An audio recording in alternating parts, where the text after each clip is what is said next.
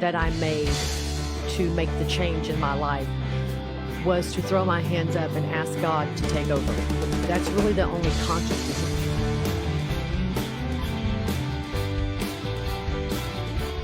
You are listening to A Cup of Sunrise, where we know a yawn is a silent scream for coffee. Now your host, Pastor Joe and Stada Inman.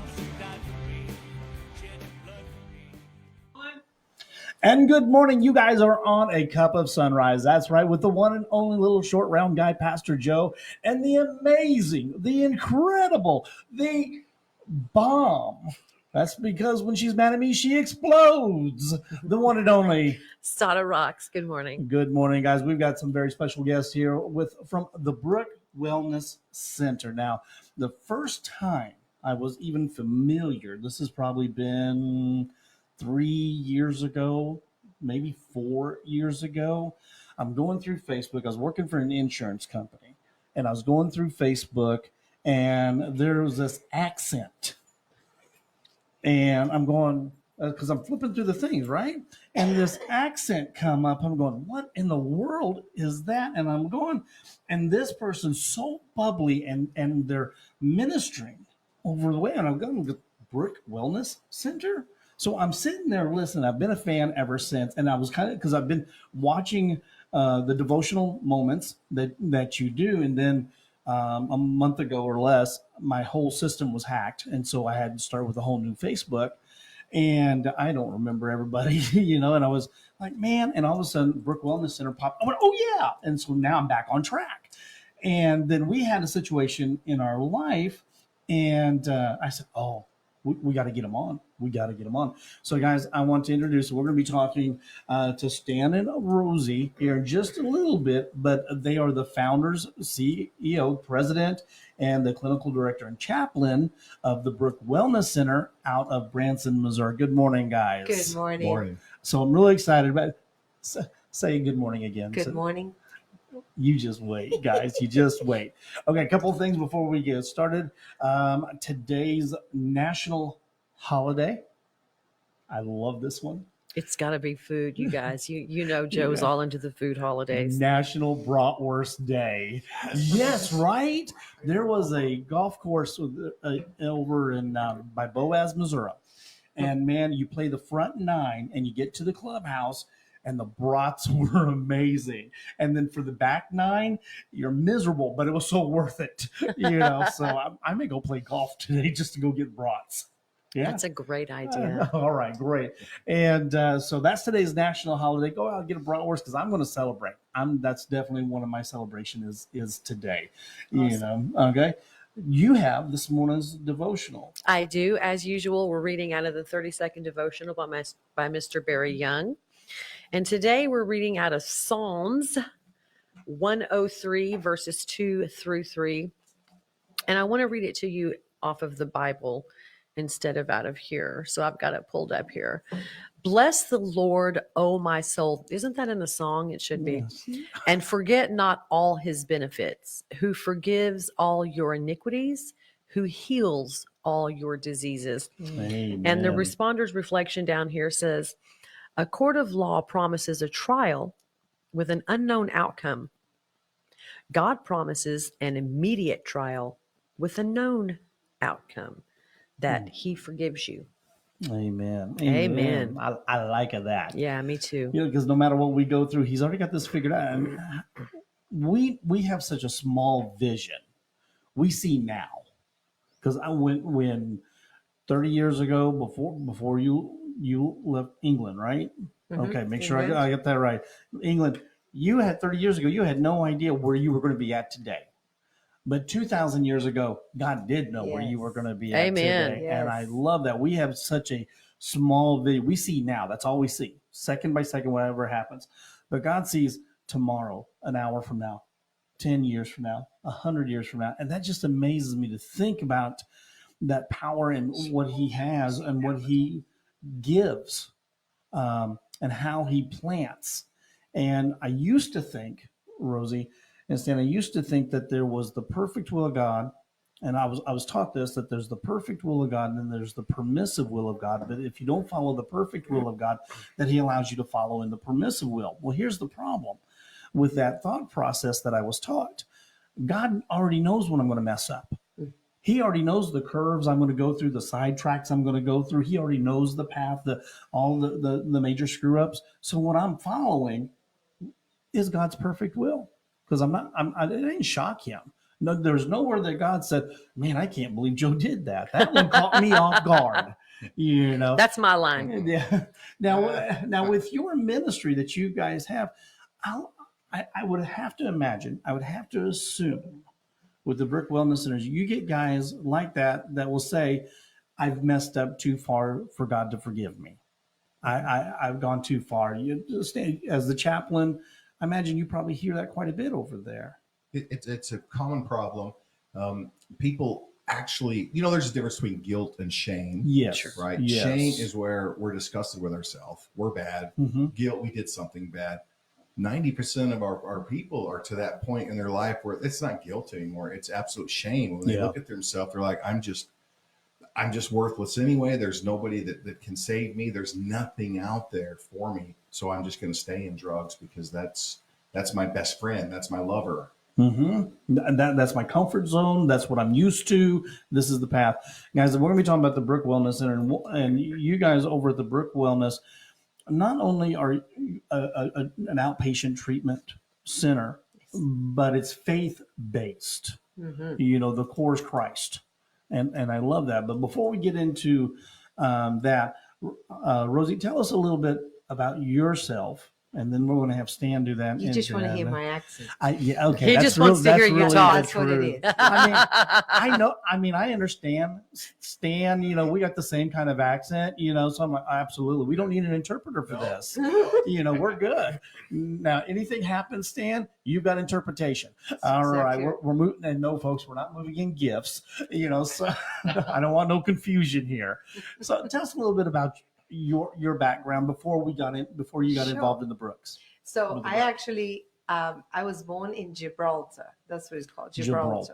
Gibraltar is the very tip of Europe, the very bottom of Europe, and it's a British colony. Okay. And then when I was 18, I moved over to England. So I spent most of my life in England, and until I got here in 2004. And then I met Stan online 23 years ago. I didn't even know how to turn on a computer. He had just started. I'm serious. the year 2000. I'm like, how do you press this thing? So, now she does lives in the morning. Yes, it's I'm still challenged, but there you go.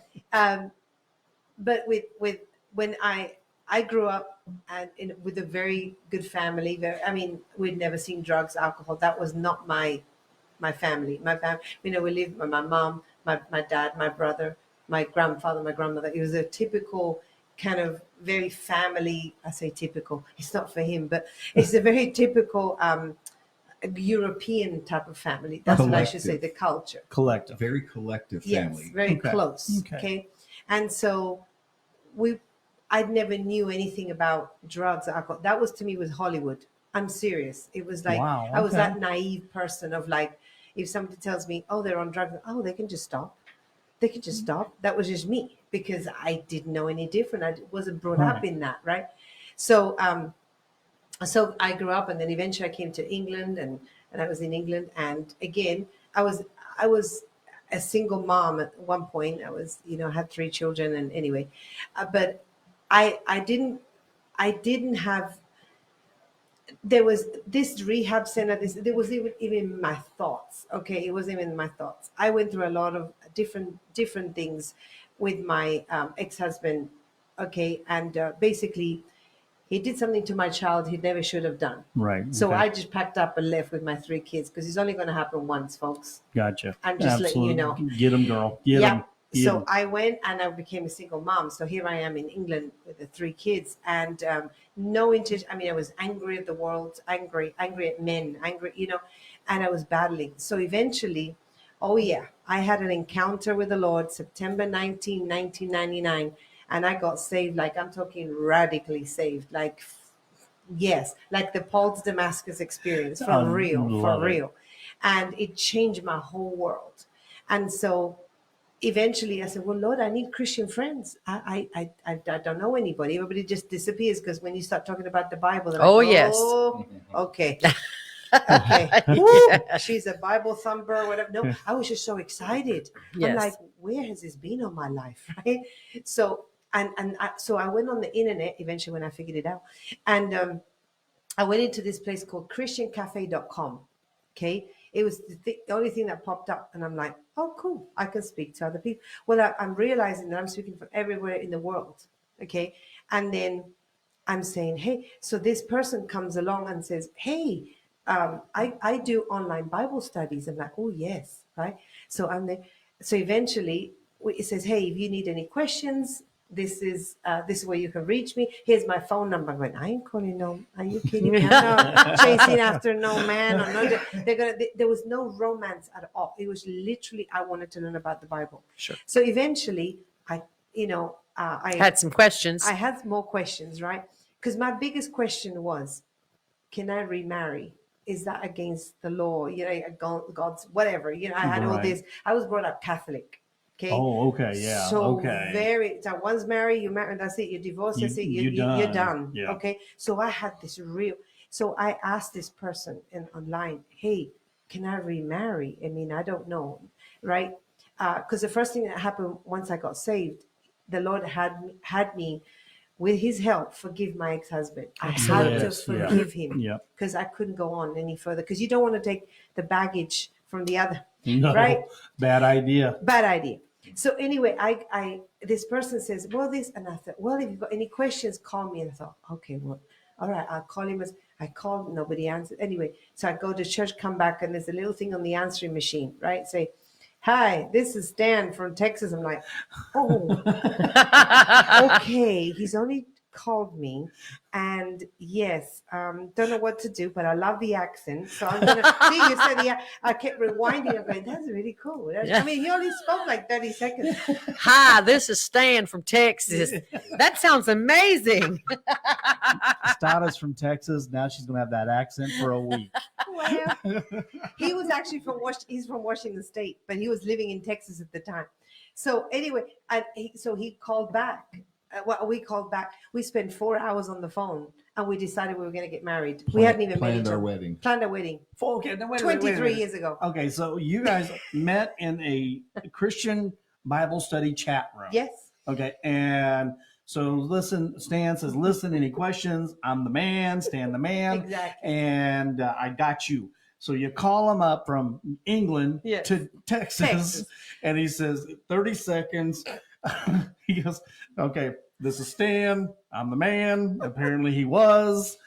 And so call up, and 4 hours later, we were planning the wedding. We had never even met. And you guys have been together now for how long? 23 years. And that's why it's worked out so well. That's amazing. What God's anointed, what God's appointed. Yes. You know? Like, whoa. Anyway, he came over, he met my children, whatever. So we were married and all that. So as we were going there for four years or so, the Lord says, you're supposed to go to Bible school. And he goes, okay. We kept looking in England, go, no, it's in Texas. Like, hold on. I've never lived in America. Wait a minute. So the Lord had to actually touch my heart, because you don't just uproot everything again. This is a different continent. You understand? This is not just moving from Arkansas to the Missouri. To Missouri, as you said, is Missouri, but for me, but I don't know. I got an England girl going Missouri. This is a good day. Please don't encourage I him. call it Missouri. So anyway, we moved here, and he goes to Bible school. Pastor Steve Hill, he was a renowned evangelist. Mm-hmm. He was in the Brownsville Revival. Brownsville Revival. I'll let him tell you about his story to me, because his story growing up is completely different than mine. Different. See, and that's one of the things that I love, because everybody says, I am a firm believer in opposites attract. Different backgrounds, different things like opposite. That. And God can anoint and appoint and use it as a ministry. And with your background, coming into Texas, bringing 3 kids. Yeah, 4. We had kids. Okay. We had 1 together, so we now have 4. Okay, but you brought 3 with you. Okay. Yes. Okay. Sort of. It's just yes. We'll go simple. So we brought some kids. 4 hours. You guys have as many kids as you guys talked to me at a wedding. Okay. As long as that. Okay? Yes. And you come into America, and Stan, what on that voice? I've got to ask. When did you say, you know what? This is the woman for me? Okay, then I get to tell my part of that story. I was doing that online Bible study. Yes. Was singing it out to her, and she did contact me through an email. We talked 4 hours. But here's what happened. I wasn't dating. I was on my way to Bible college. Before we met, I told God I'm done. I'd actually went on a date with a lawyer in Midland, Texas. She was pretty and rich. I was done. Yeah. Turned my life to God. It was that night, this Christian cafe pops up. I'm on AOL doing my online Bible study, sitting out to my friends. Mm-hmm. I'm like, what is this? Her picture was the featured profile picture. Oh, wow. So I see this face. I'm like, wow, she's pretty. And again, I'm looking at, she's some girl over in England. That's never going to work. Yeah. So you're not even really looking. No, I'm going to Bible college. I'm there in Midland, and you weren't really looking. No, we were not looking. She weren't looking. I love that. I love this. So then I'm literally, I get home the next day because I can't get that picture out of my head. I see her face. I read about it. I was reading the Left Behind series. Couldn't wait to get into the book. Oh yeah, great series. Back. I had it down. I was like, okay, I'm done working. I'm gonna go check my emails. I'm gonna go read. Right. Well, what's back? Get closer. Oh no, this mic's good. Oh. So it's a sure. Anyway, sorry, old sound man stuff came out of me. But so I get home from work the second day, and all day all I could think about was that face. I could not get her out of my head, that picture of her. So I get there and I get done work. I'm staying at my brother's house helping him do some paint jobs before I go to college. That's what I was doing. Now, what were you going to college for? I was going to go to DeVry Institute in Dallas to get my 3-year. I would get the bachelor in computer engineering. Then I was going to Mount Multnomah Bible College with that bachelor degree to put. So you were going for engineering. Well, I was going to engineering to become a pastor. I wanted to use that bivocationally to put me through school. Mount Multnomah, you had to have a bachelor degree. It was for some reason I wanted to go to that Bible college at the time. Didn't know, but so I Where am I at in the story? So, you couldn't get her out of your head. You went home, checked your email. And the part he didn't tell you is that he was rebuking the devil all night. I was. No I'm women. Not dating, I'm not. Lord, I'm focused on you. The next day, I can't get her out of my head. I get home, and my brother has rules at his house. You have to have showers, dinner together as a family. Then you can go and do your thing, even though I'm a grown man. Right. So I'm like, okay, come on, you guys, hurry up and eat. Kid, shut up. You know, I'm sitting there with my niece and nephew. Guys, come on, let's eat. Because I wanted to go. It took me about 4 hours to find her again on that site because I didn't know about browser histories and all that stuff. I find her, and that's when I sent her the first email. Hey, Stan, Texas. You know, I do an online Bible study, and she emailed me a few times, and then of course that I couldn't get her out of my head. I could see her in my face all day, could not move her. I'm like, Lord, get her out of my head in Jesus' name. And I'm sitting. He's the one who put her there. And I didn't even notice that. You know, one of the questions I had somebody, we pastor this small church there in Branson, and one of the questions somebody asked me just last week: how do you know when it's God's voice or your voice? You're going to have a struggle with that. It does happen. Sometimes you struggle. Sometimes it's very clear. But this is such a reality. Perfect example right there. Perfect example of that. In Bible college and listening to God's voice, God is saying, this is what you're doing. And he's rebuking God. Yes. The devil. He's rebuking the devil to leave him alone. So you guys, this 4-hour conversation, how long was it before you ended up coming together? Well, August. No, it was August that we spoke first. November, he came to England, met my children. December, we were married. Very good. Yeah. 3 months later. That's perfect. That's and my perfect. mom kept saying, wait a minute, what if he's an axe murderer? And I'm going, I'll just go to heaven sooner than I thought. It's okay. I'm serious. Oh, tell them about the arranged marriage conversation. Oh, yes. So I'm on the plane. And they go, why are you going to America? Oh, to meet my husband. Is it an arranged marriage? Yes, by him.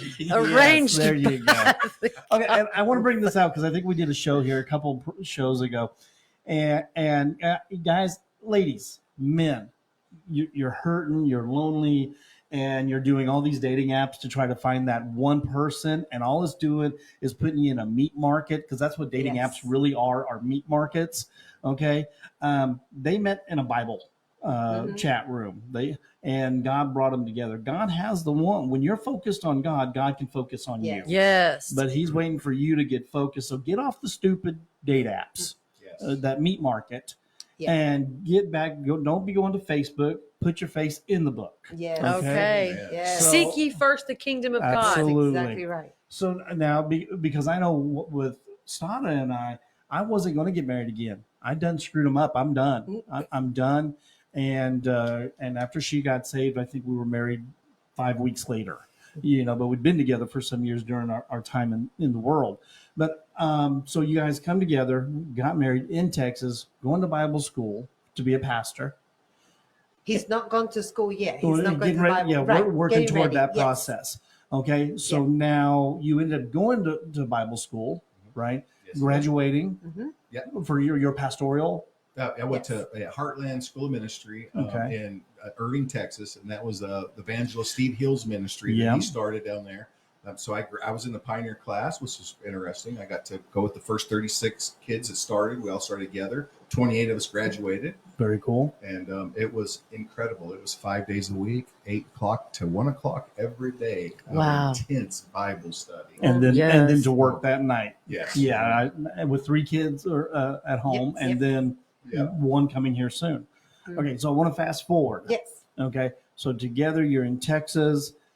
What was the thing that got you out of Texas into Branson to start the Brook? So 2007 is when he graduated. About a week or so before he graduated, I mean, I was with a friend. She was playing the piano, the keyboard, and we were just in a state of worship. We just worshiped right there. The Lord just, I mean, it's like a download. It just dropped. It goes, you're supposed to open up a rehab center. I'm like, and you have no background in that whatsoever. None. And that's what shocked me. I'm like, okay, I have no experience, at all. Which once you hear his story, you will see, oh, I get it.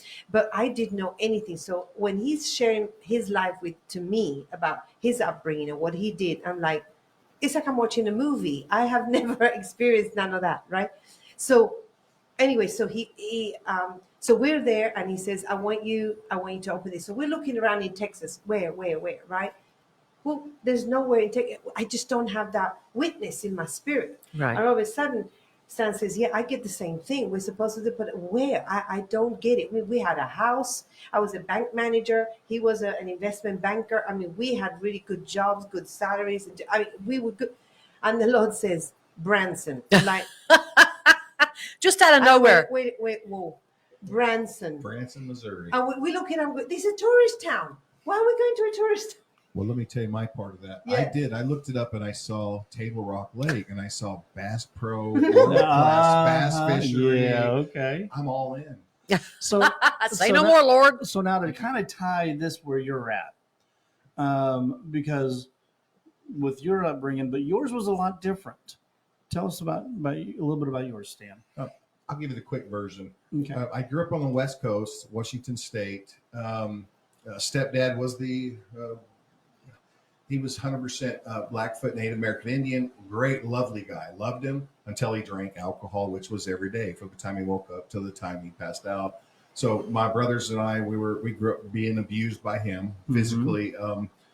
But at 3 days for my 12th birthday, it was time to go be a man, my stepdad said. So he kicked me in the ribs and moved me out. So I went in the streets. At that time, the bikers kind of took me in. I'm not going to say which group. But, right. Turned out that I had a cousin.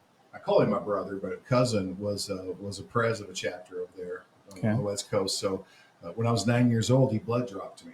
And so I kind of grew up, and you understand that. Yeah. See you guys shaking your heads, so you understand that. So I kind of grew up in that. I'm 9 years old, and I'm out there fighting my grown cousin brother and all his buddies. And so I got a little scared. I spent a little time in the streets. When I turned 13, I found a wallet that had $600 in it. So I took that and invested in marijuana. It was $575 for a quarter or for a pound, I think. And so that's what I started doing. 13, I'm selling pot to the bikers. It's kind of funny. They're the ones that got me started, right? And it was just, but so my life is just crazy. I don't remember a lot of those times. A lot of street fights and just trying to survive. But at 13, at 13, I'm running the streets. I get in so much trouble that they kicked me out of the state of Washington. I get in a fight and I broke this kid's neck, and the Washington State said, you have to leave and go live with your dad in Texas. That's when I ended up going to Texas. Okay. I got there and I got in a little bit of trouble, but I ended up going to Midland High School and stuff and kind of got on track, learned how to work. Something I think my biological dad taught me hard work ethics. So I'm thankful for that. But he wasn't exactly the nice. He wasn't nice either. My dad was he was married 11 times. I had 23 brothers and sisters. Yep. Good heavens. See what I'm saying? We're so different. Yeah. Wow. Totally different. And in fact, I don't even know some of them. I've met them, but I don't know them. Yeah. Right. I know them by name.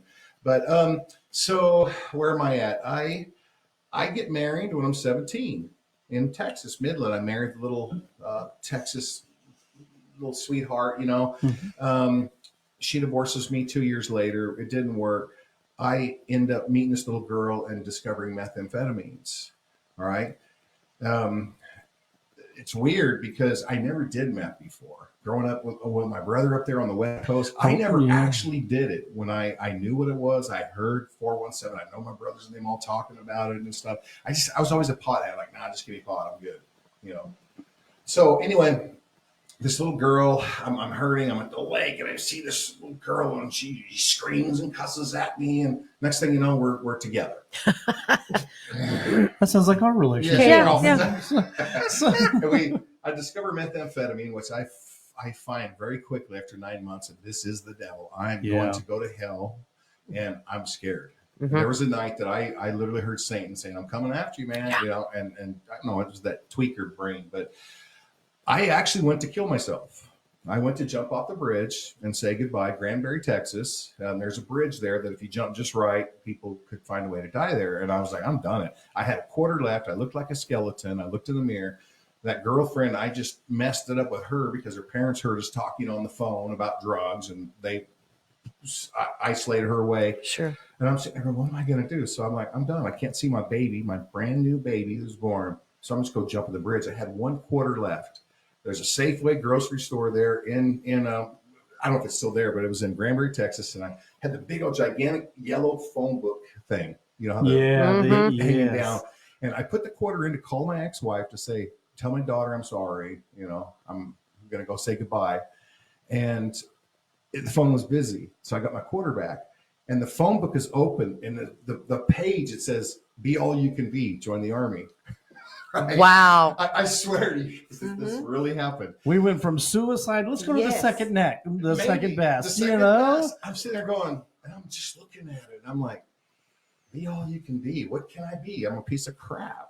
Forgive me for the word, but that's how I felt. Absolutely. That's real. And so I put that quarter in. The recruiter comes and picks me up, takes me to Dairy King. Not Queen, King. Yeah. $22 in food. I'll never forget, which was like 4 burgers. And I was hungry. I'm just devouring his food. He goes, so what are you coming off of? And I just told him meth. And he goes, all right, I got you. You guys don't bust on recruiters for this. He took me to his house, let me have a shower. His wife washed my clothes. He gave me an ounce of marijuana. Oh my goodness. And said, I want you to get off of meth because I'm going to take you and put you in the Army. I'm going to get you in. I'm going to get you out here as soon as I can. 2 weeks later, I'm Fort Sill, Oklahoma, field artillery, 7 years in the military. Turned out I was a good soldier. I got chosen to go and do some pretty cool stuff.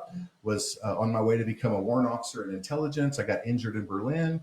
The wall came down in Berlin. As you guys know, I was there. I was stationed there. And when the wall came down, they're like, well, you're injured. We don't really have that job for you anymore because Berlin, we're not here.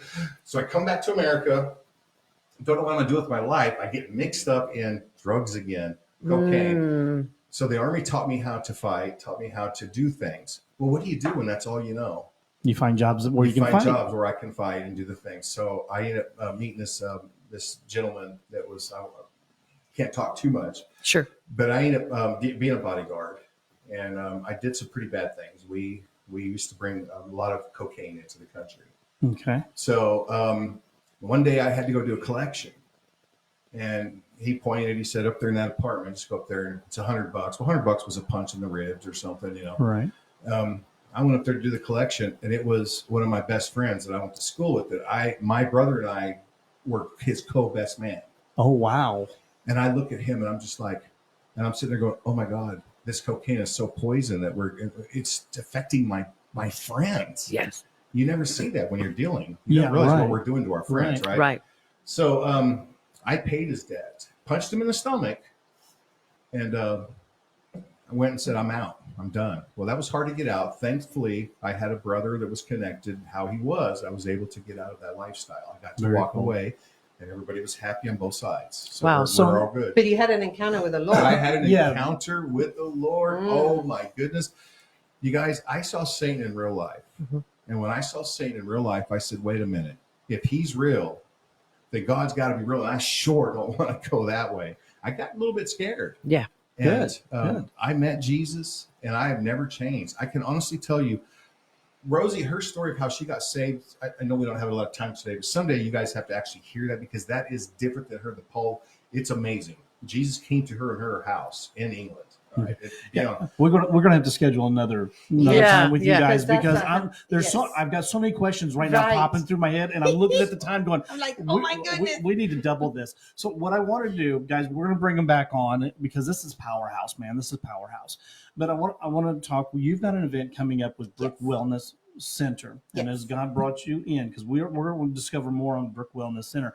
But right now, what does you started Brook Wellness Center when? 2018. And what does Brook Wellness Center? Because I know we had to have his testimony to tie that in. Yes. So what does Brook Wellness Center do? So we're an outpatient treatment center. We do substance use and mental health. Okay. We help children, adolescents, and adults. Okay. So his heart, even though he's adult, the children for him, because he was that homeless kid. Yeah. Right. You see? Yes. So for him, Very it's like, if I can turn this person's life now, we don't have to worry about it later. right? We're not going to be the criminals. It's not going to be the drug dealers of tomorrow, you know? So that's where his love is the children, is his soft spot. But so what we do is we're a nonprofit, but most important is we're faith-based. That's the most important thing, because, I mean, we got therapies. Of course, we got therapies and all that, but yes. We are state certified to provide evidence-based treatment modalities. Okay. But Rosie and I, we're faith. We're all God. We love God. And that's how we oversee the Brook, is through Christian values. If you go to their Facebook page, which is the Brook Wellness Center, you go to their, this is how I found you some years ago. If you go to their page, Rosie does a morning devotional on there, and they're amazing. They really are, because you have this person. Number one, in the morning, I got to have my coffee. Don't talk to me and let me get, situated, get into my devotional, whatever I need to do. But when Rosie comes on around 8 o'clock, right around 9, between 8 and 9, she gets in there. She gives us devotional, and it's very uplifting. The joy of the Lord is there. And how many knows the joy of the Lord is our strength? Yes. And it's very uplifting. It's very encouraging. Get your coffee, turn on Rosie, Brook Wellness Center, and listen. It's not very long. No, it's usually 5 minutes max. 5 minutes, and get in there. I'm going to tell you, it's going to really make your day. And the accent's a bonus. Okay. So if somebody they're having problems with addictions. Yes. Somebody who's having some mental depression, anxiety. They're kind of sisters. Yeah. Mm-hmm. So they're going to call up and they're in tears, whatever the situation may be, or even court appointed. Yes. Now, do you also work with people who, because you're an outpatient, who's already in a program, but they can come to you as an outpatient? Yes. Okay. So they come, what are they going to experience? They're going to walk in, you've got to do the evaluation process first. So what are they going to go through? But before that, there's going to be that encouraging voice on the other end, because the worst thing they can feel is judged. That's the worst thing. So we're a non-judgmental. See, he's the judge, right? Absolutely. We're not the judge. Absolutely. So it doesn't matter if you've come from sex trafficking, because we have that too. Mm-hmm. Sex trafficking, if you've been just selling dope, whatever it is, or you're at the end of the road, it doesn't matter what it is. We're going to say, we are so glad you called. You just joined the Brook family. This is your family. I'm going to tell you one of the things I like when I call over there, okay, is we're going to find that person that you're wanting to talk to. You are not on hold. Right. And I love that. And that may sound really simple, But when it's like, okay, we're going to put you on hold now, you're like, oh, for Even when crying you out call loud. 911, thank you Yeah. for calling 911. Could you please hold? Yeah, right. Is You that- know, yeah. What? Hold on, Robert. I'm on hold with the police. Yes. Okay. Stop having the heart attack. But yeah, stop. But what that does, it's like, okay, we find value in you. So we're not going to put, I mean, in reality, yeah, I'm on hold, but I'm not on hold because I know somebody's getting somebody. Yes. Now I've had to leave a message, I think a time or two, but it's almost like, it was okay. I wasn't on hold. You know, so I know that sounds really warped. That's the way my mind works. Yeah. It was the 80s years, but you know, it's just that it's that part of that you have value. Yes. And I think that carries on into what you just said is we're not going to judge you. That's not our job. So they're going to come in. It's a non-judgment based. Let's take you for who you are and where we're at. Yes. Okay. And we're going to love you with the love of Jesus, because if we get in our head, we're going to judge you. See what I'm saying? If we get in our own, because it's like, how can he? No, it's like, we don't know how they got there. We don't know how they got to drinking or doing drugs. We don't know that. But then see, I've looked back in my life and going, you know what? If I had gone through what you have gone through, I can't say that I would never start drinking or doing drugs. Right. And that's how I always put that in my head, you know? So I get on that person's level. I'm like, wow, you know, but the fact that they've reached out, I get so excited that they do. And so I'm a hugger. That's me. I'm a hugger. And I always have to say, hey, you're going to get a mama hug. Yes. That's what's going to happen when you come over here, you know? Yes. And they're all our kids. That's how we are. We have these probably 300 kids. That's how we call it. So because we're now an outpatient, but we're non-profit, the most important is we have to also raise funds. So here's how it works. So we have people that come from children division, right? Mm-hmm. So we provide services for them. So that's one way of funding. We have insurances. We take a lot of insurances, right? We also have a different state funding. So it comes through that. Or private clients as well.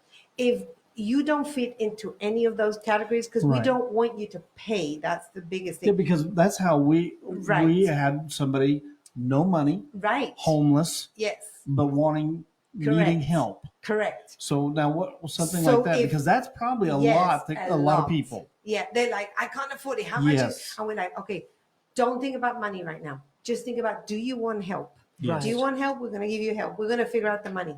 Right. So if they don't qualify for any of those, we have a scholarship fund. Okay. Things like the gala. So everything that we do is a fundraiser. Okay. Everything that they do is a silent auction, a live auction, whatever it is we do. We sell tables, sponsors, whatever. Everything, after we obviously clear the expense of what it costs, right? Right. Everything goes into the scholarship fund. Everything. So anybody that comes in and they really truly cannot afford it, we're like, don't let money be the reason why you don't get help. Absolutely. That's And beautiful. we've never turned anyone away in 5 years. Never. Because of That money. is so beautiful. And we were invited, Stada and myself, we were invited, and we're going to be there. Yes. Good. And so I'm Thank you for the looking forward to RSVP. it. There you go. This is our RSVP. Good. Listen, apparently I can't work an email. I can't work a text message to you. So I told you on the phone, I got to do this verbally because I got fat fingers and they don't work with my brain. But this is on Saturday, September 9th. Doors open at 5:30 at the Sanctuary of Hope, 1790 Bee Creek Road in Branson. Dinner, live and silent auction.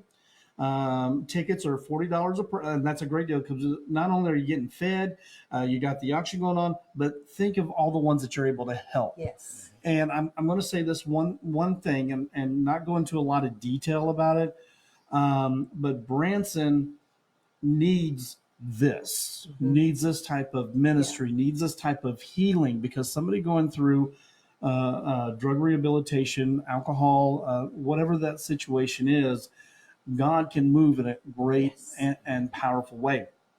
And in fact, I know Stada and you guys don't even know this, but I know there's somebody going over to your place now that had a major impact on us, major impact. And we're glad he's there. Good. Okay. But guys, you can register online, thebrookWellnessCenter.org/events. Go to their Facebook page, the Brook Wellness Center, not the Brooks, the Brook Wellness Center, based off 2 Kings chapter 17, verse 4 with Elijah. Okay, thank you, Okay. buddy. Thank you, Matt. And we're going to have them back because, guys, we haven't even touched everything yet, but we've got a great base and we're going to get more. And so as soon as we can get them back, in fact, after we go off, I'm going to say, when can we have you back? So just go ahead and talk amongst yourself on a date. Okay, guys, we were going to have to get out of here, but don't forget to stay tuned for the next program coming up in about 15 minutes. You've got next program is Changing time. Changing Times. If you want to be a guest on Cup of Sunrise, email me, cupofsunrise@gmail.com. Guys, God bless. Love you. See you later. Not a lot. Hey.